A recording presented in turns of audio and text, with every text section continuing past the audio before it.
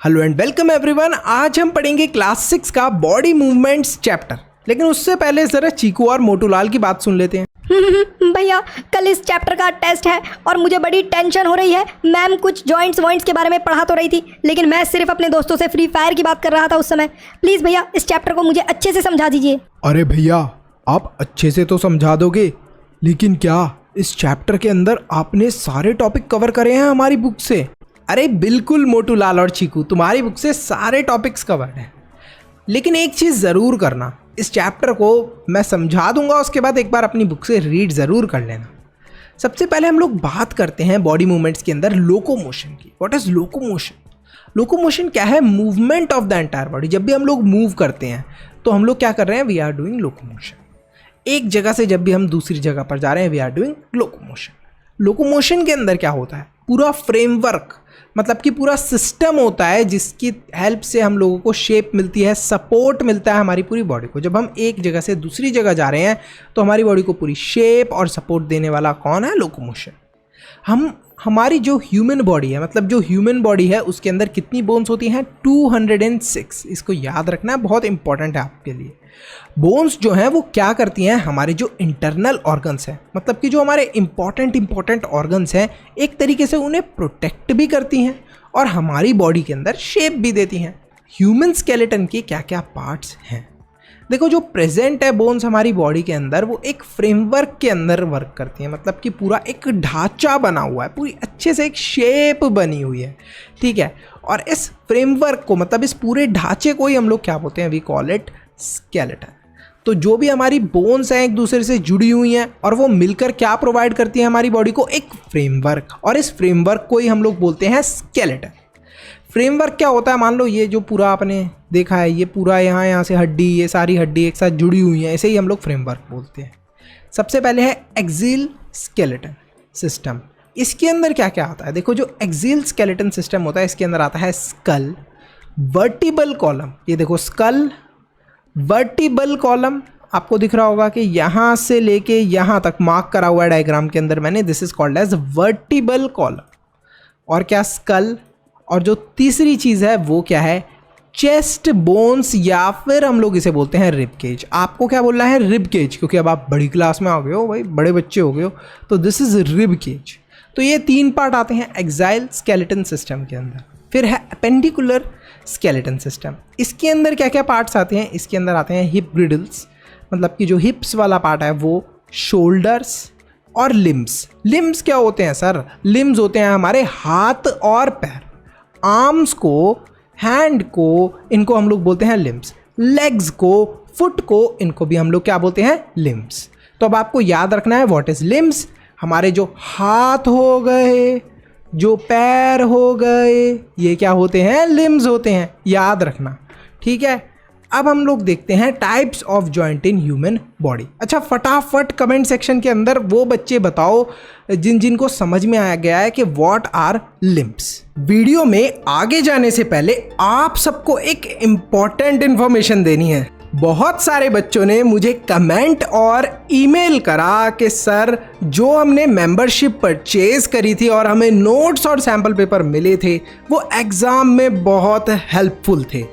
इसी वजह से प्लीज़ आप मेंबरशिप प्राइस इंक्रीज मत करो।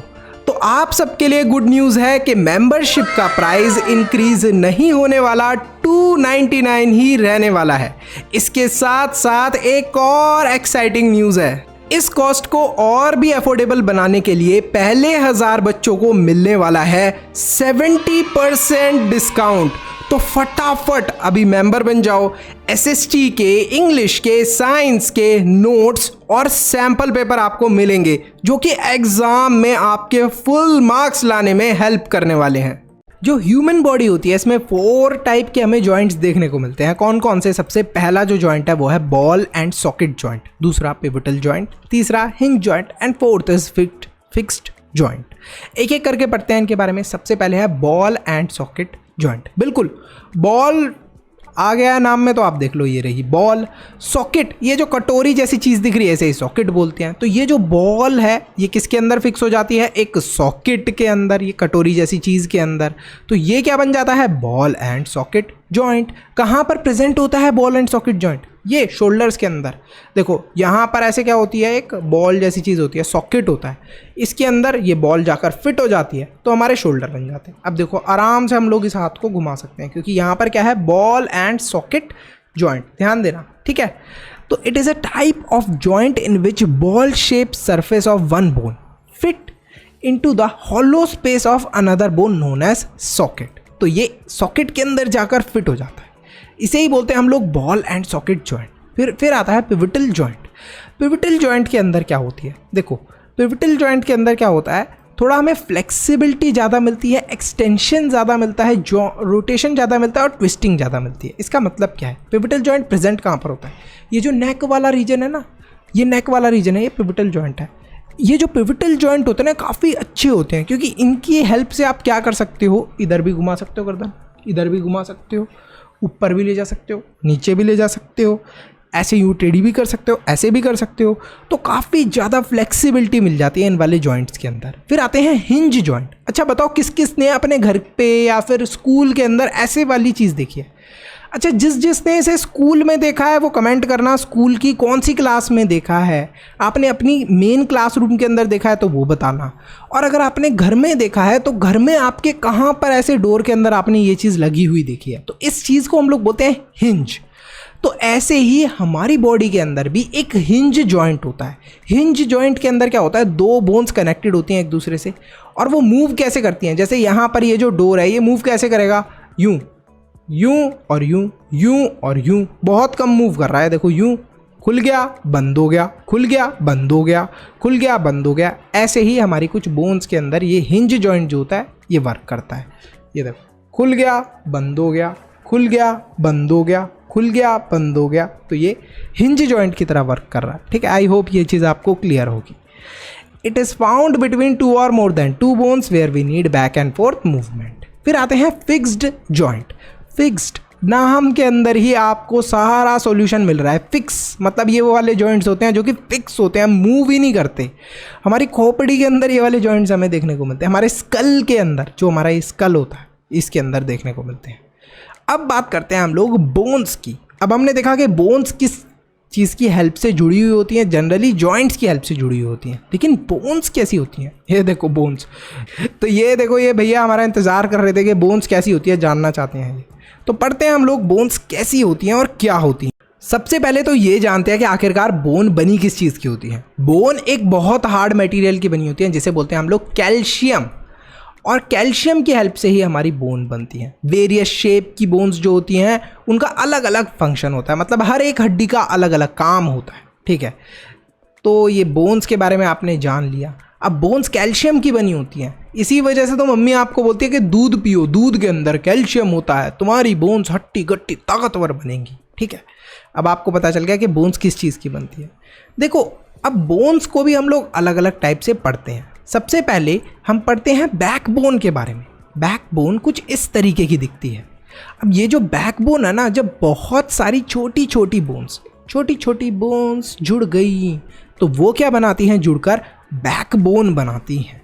अच्छा ये बहुत सारी सर छोटी छोटी बोन्स क्यों जुड़ी हैं, ऐसा क्यों नहीं है कि सिर्फ एक ही बोन हो पूरी ऊपर से लेके नीचे तक। देखो ऐसा इस वजह से नहीं है क्योंकि अगर ऊपर से लेके नीचे तक सिर्फ एक ही बोन होगी बैकबोन में, पीछे रीढ़ की हड्डी भी बोलते हैं हम इसे हिंदी में, तो ये बेंड ही नहीं हो पाएगी, बीच से बेंड ही नहीं हो पाएगी। अगर बीच से बेंड करने की आपने कोशिश करी तो टूट जाएगी।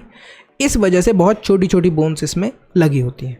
अब ये जो छोटी छोटी बोन्स है इसकी हेल्प से आप थोड़ा सा झुक सकते हो आगे की तरफ, थोड़ा पीछे की तरफ झुक सकते हो, ठीक है। तो ये है बैकबोन। ये बैकबोन छोटी छोटी बोन्स की इस वजह से बनी है जिससे कि हम लोग फ्रंट में बेंड हो पाए और बैक में बेंड हो पाए। अब बात करते हैं बोन्स की जो कि जॉइन हो जाती हैं आगे की तरफ। इसी बैकबोन से कुछ बोन्स ऐसी होती हैं जो आगे की तरफ जाकर जॉइन हो जाती हैं, और ये जब आगे जाकर जॉइन होती हैं तो एक केज जैसी चीज़ बना लेती हैं। देखो केज जैसी चीज़ बन गई। सिर्फ कुछ ही बोन्स है जो बैकबोन से आगे निकलकर आगे जाकर जुड़ी हैं, और ये जो केज जैसी चीज़ इन्होंने बनाई है इसे हम लोग बोलते हैं रिब केज। शॉर्ट फॉर्म में कभी कभी इन्हें रिब्स भी बोल देते हैं। तो ये रिब केज बन जाता है। If you touch just below your stomach, अगर आप अपने स्टमक के नीचे थोड़ा सा नीचे आप टच करोगे तो आपको क्या दिखेगी? Pelvic bone. पेल्विक बोन कुछ इस तरीके की दिखती है। ये देखो यहाँ पर, ये आपको दिख रहा है ब्लू, मैंने हाईलाइट करा हुआ है डायग्राम के अंदर, ये जो ब्लू कलर की चीज़ दिख रही है this is known as pelvic bone. अच्छा, अब स्कल की बात करते हैं, खोपड़ी की बात करते हैं। तो ये सबसे हार्ड और टफ बोन होती है हमारी बॉडी के अंदर। इसकी हेल्प से जो हमारा ब्रेन है वो प्रोटेक्टेड रहता है। इस खोपड़ी के अंदर हमारा भेजा होता है, दिमाग होता है। अगर ये खोपड़ी ना हो तो आपके ब्रेन के ऊपर चोट लग जाएगी, और चोट लग गई ब्रेन के ऊपर तो दिमाग खराब हो जाएगा। तो आपके दिमाग को खराब होने से बचाने के लिए क्या है? स्कल है, स्कल है, स्कल है, याद रखना बच्चों। अब नेक्स्ट हम लोग पढ़ते हैं कार्टिलेज के बारे में। देखो अभी हमने पढ़ा कि एक बोन को दूसरी बोन से अगर जुड़ना है, एक बोन को अगर दूसरी बोन से जुड़ना है तो कैसे जुड़ेगी एक बोन दूसरी बोन से? बीच में कोई ग्लू जैसी चीज़ होनी चाहिए उसे जोड़ने के लिए। तो ये जो ग्लू जैसी चीज़ है इसको हम लोग बोलते हैं सॉफ्ट बोन या फिर cartilage. It is softer and more flexible than bone. Bone से ज़्यादा सॉफ्ट होती है कार्टिलेज, इसी वजह से हम इसे बोलते हैं सॉफ्ट बोन। और कार्टिलेज क्या काम करती है? दो बोन्स को जोड़ने का काम करती है। जैसे हम ग्लू के इस्तेमाल करके दो पेपर को चिपकाते हैं, ऐसे ही कार्टिलेज दो बोन्स के बीच में होती है। तो कार्टिलेज कहाँ कहाँ पर देखने को मिलती है? Between the joints of knee, हिप्स, almost in सारी जगह पर हमें देखने को मिलती है कार्टिलेज। अब बात करते हैं मसल्स की। अब बोन, एक बोन दूसरी बोन से जुड़ गई, ये तो हमें समझ में आ गया। लेकिन बोन के ऊपर भी कोई चीज़ होती है जिसे बोलते हैं हम लोग मसल्स। अब जैसे देखो ये मेरा हाथ है, यहाँ पर बोन है, बोन के ऊपर कोई और चीज़ है जिसे बोलेंगे हम लोग मसल। तो ये जो चीज़ आपको दिख रही है ये क्या है? ये है मसल्स। क्या है ये? मसल्स हैं। अच्छा, मसल्स को जब आप ऐसे ज़ोर से हाथ ऐसा करो, अपना आप सब ट्राई करो ऐसे हाथ करने का, तो देखो आपके ऐसे डोले बन जाएंगे, ठीक है। और जब हाथ को रिलैक्स कर दोगे तो ये डोला आपका बहुत ही, जो आपके ये बाइसेप है ये कम हो जाएंगे। तो यहाँ पर क्या होता है कि जब भी हम लोग मसल को ऐसे कॉन्ट्रैक्ट करते हैं तो ये क्या हो जाता है? इसका साइज़ आप देख रहे हो बढ़ गया। जैसे ही मैंने इसको रिलैक्स करा इसका साइज़ क्या हो गया? कम हो गया। आई होप अब आपको क्लियर हुआ होगा कि मसल्स क्या होते हैं। बोन्स के ऊपर क्या होते हैं? मसल्स होते हैं। और मसल्स की वजह से ही हम लोग मूव कर पाते हैं हमारी ह्यूमन बॉडी को। अब बात करते हैं गेट की, यानी कि लोकोमोशन ऑफ एनिमल्स। सबसे पहले बात करते हैं लोकोमोशन ऑफ अर्थवर्म। अर्थवर्म जो है कॉमनली सॉइल के अंदर हमें मिलते हैं। इनके पास कोई भी बोन नहीं होती। जो इनकी बॉडी होती है सेगमेंट्स के अंदर, मतलब कि टुकड़ों के अंदर जुड़ी हुई होती है और रिंग्स टाइप बनी हुई होती है। ये देखो छोटे छोटे टुकड़े दिख रहे हैं ना आपको, ये बहुत सारे पीसेस का जुड़कर एक अर्थवर्म बनता है। इसी वजह से अर्थवर्म कहीं से भी अपनी बॉडी को फोल्ड कर सकता है। सोचो हमारी ऐसी बॉडी होती है, हम भी कहीं से भी अपनी बॉडी को फोल्ड कर पाते। फिर है स्नेल। स्नेल जो है ये कहाँ पर देखने को मिलता है? हमें लैंड पर, ज़मीन पर या फिर सॉइल के अंदर। यहाँ पर वेवी मूवमेंट करता है snail with muscular contraction. Snail ऐसे ऐसे करके चलता है, यूं यूं। कैसे सर? यूं यूं, ठीक है। तो स्नेल के पीछे क्या होता है? एक बहुत ज़्यादा हार्ड शेल होता है, but it is not made up of bone. लेकिन ये बोन्स का बना हुआ नहीं होता, ठीक है। बल्कि ये जो शेल है ये बिल्कुल भी हेल्पफुल नहीं होता स्नेल के लिए इन लोकोमोशन, मतलब इसकी मूवमेंट के लिए। जब इसे आगे या पीछे जाना होता है तो ये शेल बिल्कुल भी इसके लिए हेल्पफुल नहीं है। अब बात करते हैं कॉकरोचेस की। कॉकरोचेस जिससे सब लोगों को डर लगता है। आप में से कितने बच्चे ऐसे हैं जिन्हें कॉकरोचेस से डर लगता है? फटाफट कमेंट सेक्शन के अंदर कमेंट करके बताओ। कॉकरोच एक ऐसा इंसेक्ट है जो कि हमें ज़मीन पर देखने को मिलता है। मोस्टली हमें घरों के अंदर भी देखने को मिल जाता है। जो कॉकरोच है इसकी बॉडी को 3 पार्ट्स के अंदर डिवाइड करा है। सबसे पहले इसका सर, हेड, थोरेक्स। उसके बाद इसका एब्डोमेन। एब्डोमेन मतलब कि पेट। थोरेक्स कौन सा रीजन होता है? जो ऊपर वाला रीजन समझ लो। कॉकरोच के पास 3 पैर होते हैं, ठीक है। कहाँ पर? थोरेक जो पार्ट होता है यहाँ पर, ये देखो थोरेक वाला जो पार्ट है यहाँ पर इसके 3 पैर हैं। और इन पैर की मदद से ये क्या कर पाता है? चल पाता है। और यहाँ पर ऊपर की तरफ इसके पास क्या होते हैं? मसल्स प्रेजेंट होते हैं। और इन मसल्स की हेल्प से ये क्या कर पाता है? ब्रेस्ट मसल्स की हेल्प से ये विंग्स जो होते हैं, इसके पंख होते हैं, उनसे ये उड़ भी सकता है। हाँ बिल्कुल, कॉकरोच उड़ भी सकता है। जो बॉडी होती है इस पूरे कॉकरोच की, ये हार्ड एक्सोस्केलेटन से कवर्ड होती है। मतलब कि स्केलेटन होता है कॉकरोच के पास भी। कैसा होता है? हार्ड एक्सोस्केलेटन, बाहर में एक स्केलेटन प्रोवाइडेड होता है इसके पास, ठीक है। आई होप अब आपको कॉकरोच के बारे में भी पता होगा। Next, birds. देखो बर्ड्स देखने में कितनी सुंदर लगती हैं, लेकिन अगर मैं आपको बोलूं कि बर्ड्स के भी हाथ होते थे पहले, बिल्कुल। जो बर्ड्स हैं वो एग ले करती हैं, मतलब कि अंडे देती हैं। इनके पास फैदर्स होते हैं, पंख होते हैं, विंग्स होते हैं, बीक होती है, मतलब एक चोंच होती है। लेकिन पहले समय में बर्ड्स के पास हाथ हुआ करते थे, विंग्स नहीं थे। देखते ही देखते ये जो हाथ थे ये किसके अंदर कन्वर्ट हो गए, ये मॉडिफाई हो गए विंग्स के अंदर। बहुत सारे बच्चे बोल रहे होंगे सर कैसे हुए, हमारे भी हाथ काश पंख बन जाते, विंग्स बन जाते हमारे हाथ के भी, फिर हम भी उड़ने लग जाते, स्कूल से उड़कर भागकर घर पे आके फ्री फायर खेलते, इंस्टाग्राम चलाते। बच्चों ये सारी चीज़ तुम बड़ी क्लास में पढ़ोगे।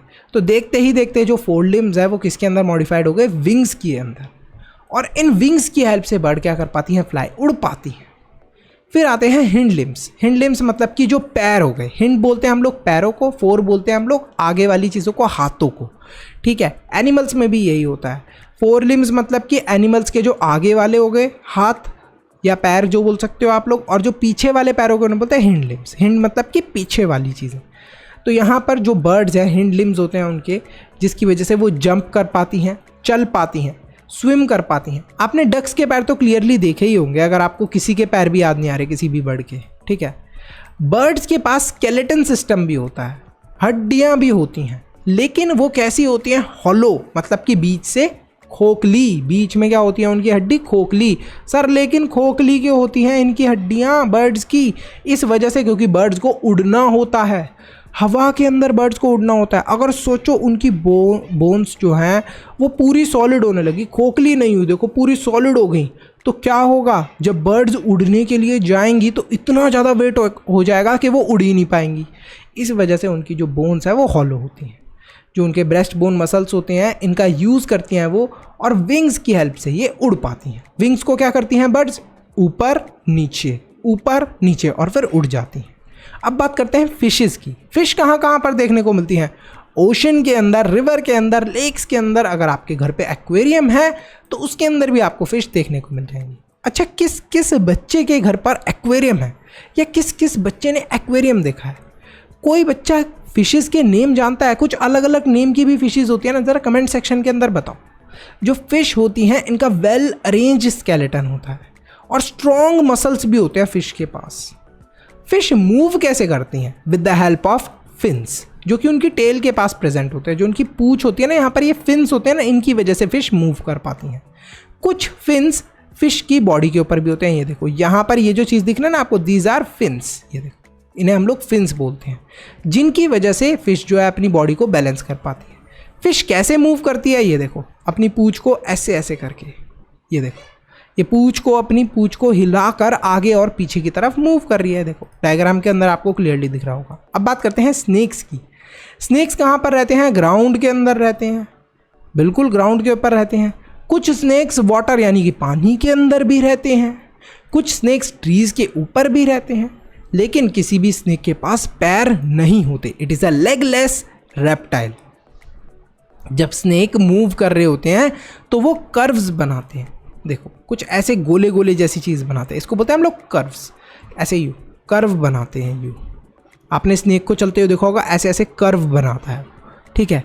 और ये जो कर्व हैं बहुत सारे लूप्स होते हैं जिनकी हेल्प से ये आगे की डायरेक्शन में मूव करते हैं। स्नेक्स जो हैं वो काफ़ी फास्ट मूव करते हैं, लेकिन कभी भी एक स्ट्रेट लाइन के अंदर मूव नहीं करते, ठीक है। स्नेक्स को स्ट्रेट लाइन में वो मूव कर ही नहीं सकते, उन्हें ऐसे ऐसे करके चलना पड़ता है। और ये जो मोशन क्रिएट करते हैं इसको बोलते हैं सेरपेंट मोशन, ठीक है। तो ये जो स्नेक्स हैं ऐसे जो मूव करते हैं इसको बोलते हैं हम लोग, कौन सा मोशन बोलते हैं हम लोग इसको बोलते हैं सेरपेंट मोशन। तो यहीं पर हमारा जो चैप्टर है ये ख़त्म होता है। अच्छा स्टूडेंट्स, आपने इस चैप्टर को बहुत अच्छे से समझा होगा, लेकिन इस चैप्टर के नोट्स आपके लिए बहुत ज़रूरी। सर कैसे मिलेंगे नोट्स? सब्सक्राइब करो, उसके साथ में एक ज्वाइन का बटन है, उस पर क्लिक करके मेंबर बनो। उससे आपको नोट्स मिलेंगे, सैम्पल पेपर मिलेंगे, शाउट आउट भी मिलेगा, बिल्कुल शाउट आउट भी मिलेगा आपको। ये सारी चीज़ मिलेंगी just by becoming a member. See you in the next video, bye bye till then. Like, subscribe, share करना ना भूलें। मनु से ज्ञान लेते रहो।